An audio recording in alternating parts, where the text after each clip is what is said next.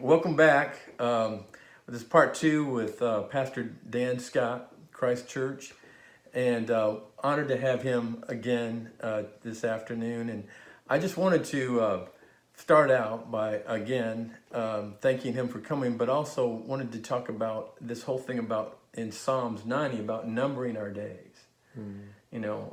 David obviously, Solomon said, "Hey, I want to teach you about the meaning and time," but then his dad, right, David, says, "I want to teach you about numbering your days." I don't know if he meant actually getting a calendar and number our days, or was that more figuratively to say, make sure that you're purposefully, are you doing things that matter? Is what I was getting. Number your days. But kind of tell me a little bit, Dan, about what you think about that whole thing about what David was trying to get to about numbering our days. One of the greatest dangers to our lives is living mindlessly. There are plenty of people who live in a trance their entire lives and they never really wake up. They either through entertainment or diversions of different kinds, they numb themselves and they never fully live because without comprehending and fully taking in the reality of being a mortal, that our time here is limited, we never wake up and we never focus on the things that we are given to do, and our pain may be less, but so is our joy. So numbering our days is about being mindful that our days are limited. And then looking at that and saying, given that my time here is limited, how then shall I live? And for what shall I live? And what are the values by which I will live in success or in failure? Are there any values that I'm willing to fail rather than to live by these values? Are there any values I would rather die than not to live by? When we haven't established that, we don't really have a reason for living.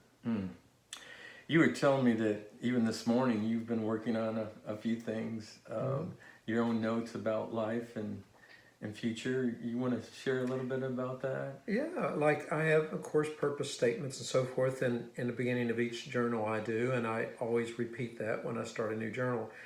And I also have a list of 100 things I want to do, and that list is always changing. It's interesting if one sits down and writes 100 things I want to do before I die, whether they're trivial or grand or whatever, the list keeps changing. And so you finish those 100 things and you run. Well, yeah, they're hard to finish. You'll be surprised how difficult it is to list 100 things I want to do. Is your bucket list as well? Well, yeah, it's a bucket list, but it's also trivial things, or relatively trivial. I want to plant a rose bush or whatever, which I didn't put down because it's not one of the things I want to do. But it just, I want to walk for 100 miles or whatever it is you want to do. And then there's other more grand things that you'd like to accomplish if possible. Yeah. For me, in my book, I share a little bit about this, that it's in my first chapter, but it's like I woke up one day and I had this I woke up right out of bed and thought this crazy thought, I'm going to die one day.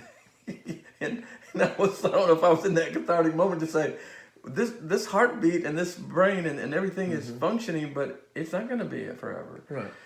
And I think it kind of helped me think about thinking through life and going, wow, I'm sure I'm not the only one who has those nights where you get up and you have that epiphany moment to go, okay, time is limited. A person that never comes to that moment remains a fool.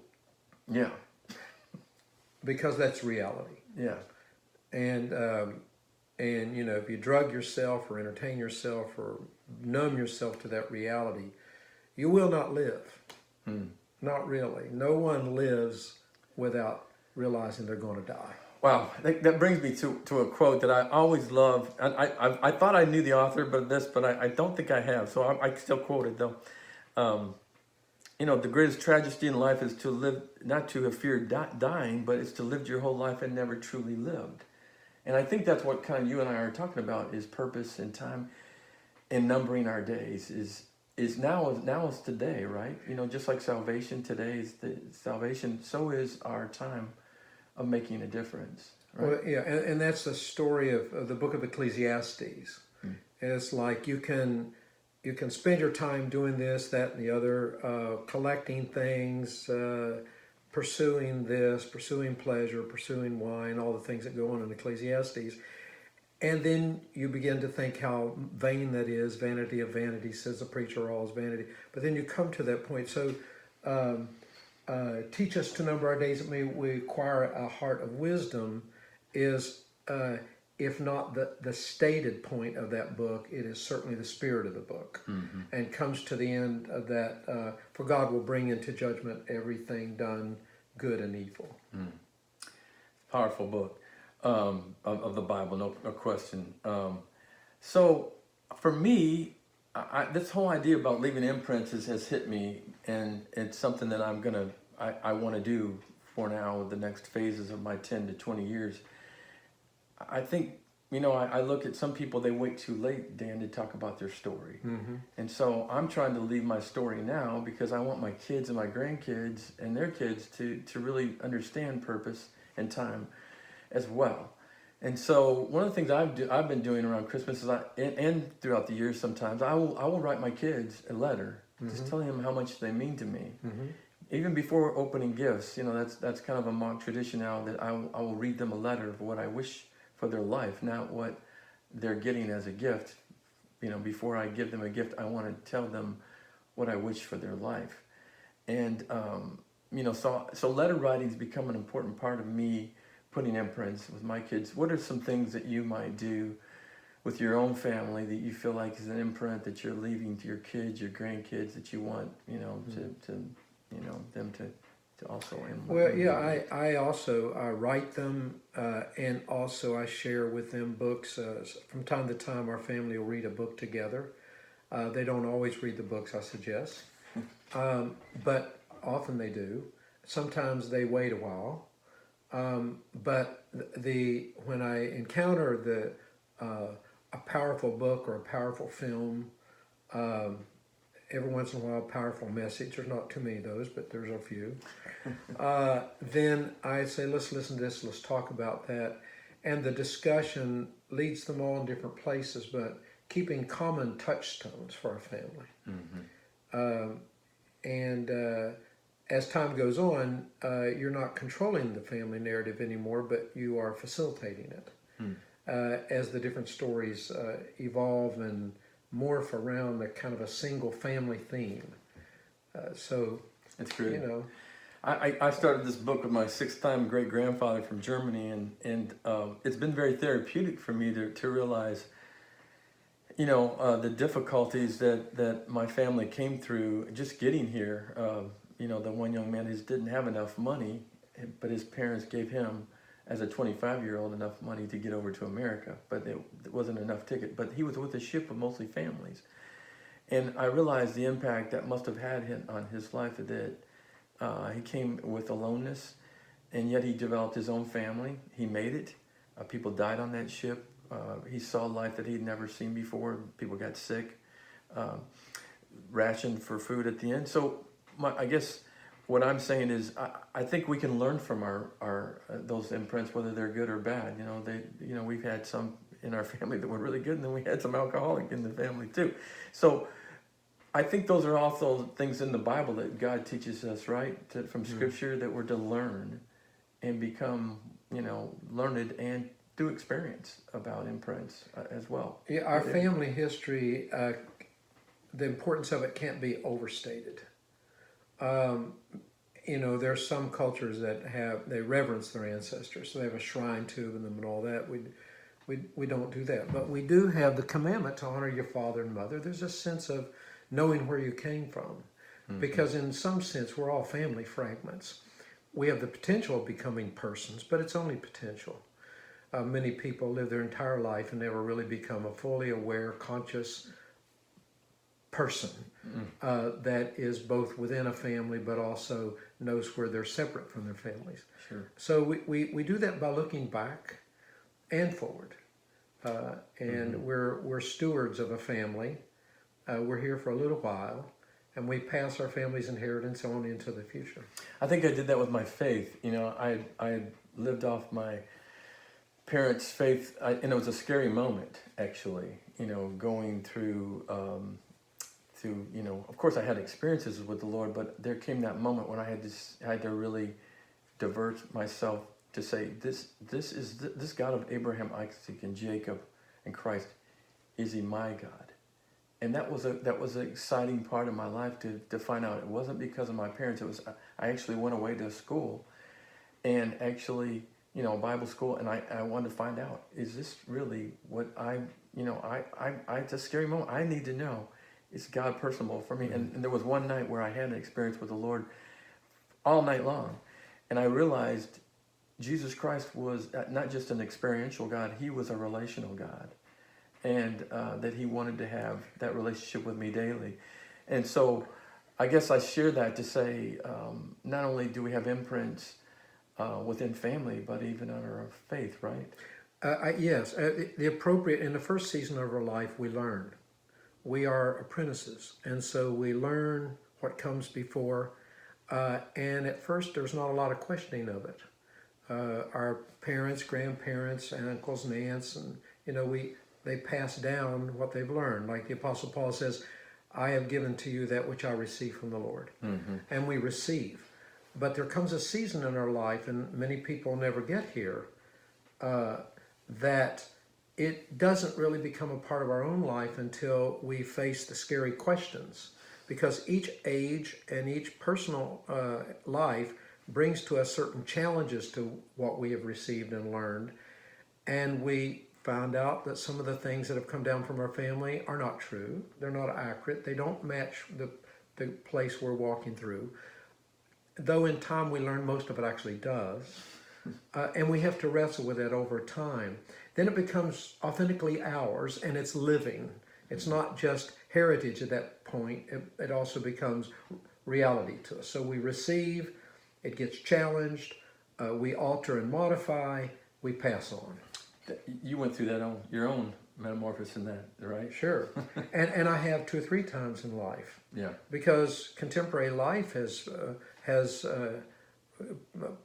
pushed questions to us that our grandparents just didn't have. My grandfather truly did believe that men did not land on the moon. He said, look at that, that's Arizona, he said. That God's not going to allow people to land on the moon. He'd faced so many changes in life, jet travel, yeah. He couldn't fathom that. He couldn't go any further. My father, in contrast, he continues to grow. He's 86. He's always learning a new gadget, reading something new, and he goes through the inner turmoil of grasping, wrestling with newness and coming out onto the other end. And that I think we look at how to grow older, and the different examples we have like that. To me, what my father's doing now is example for life in that way.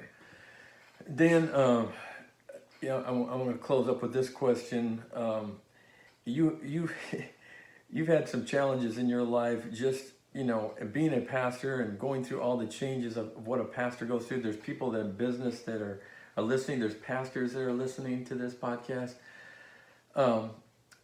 What do you see the next 10 years, and how has your experiences at Christ Church and everything else, how has it prepared you for the next phase of life? That's a huge question, but I'm throwing at you, but maybe you can kind of summarize just what you've been through and yet where you're going and how that's maybe prepared you for the future as well. There is, and I'll use a sport analogy, even though I'm not big in sports, but this seems to be a good one. There are great players that can last a few more years than their colleagues, but age inevitably tells them and sometimes they won't listen, but sooner or later they start losing games because they can't do the same things they used to do anymore. Then they either go get drunk or kill themselves or whatever they have to do. But a few people decide, usually if they're wise, before that moment comes when they're losing games, I can coach.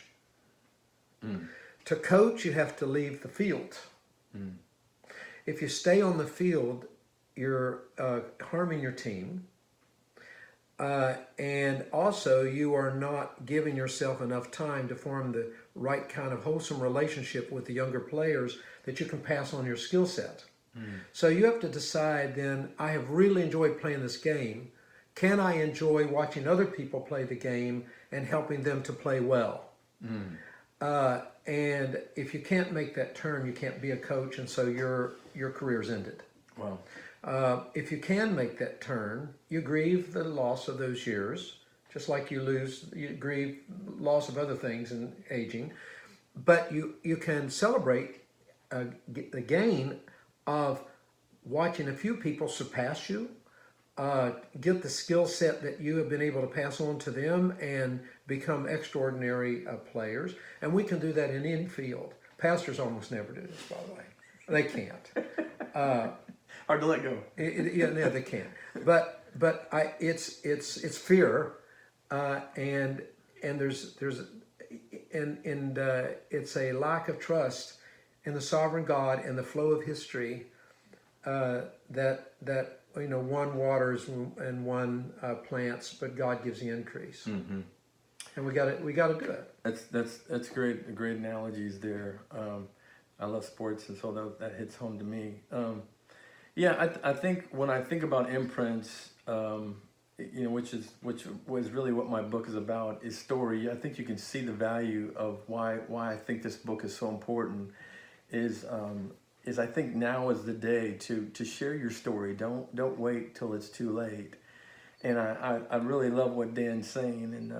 And whether you're in business or you're a pastor or whatever, I was part of a group called Barnabas, which was the ministry of encouragement. And that's really what I hope this book will ultimately be, Dan, mm-hmm. is for people to be encouraged to share their story, and also be willing to change. God writes different chapters, right, in our life. And, absolutely. And you're in that season. I'm in that season. Don't be afraid of the calendar. You're here. Absolutely. You're alive. Well, Dan, thank you so much. Well, thank for you your time. It's very special. God bless y'all.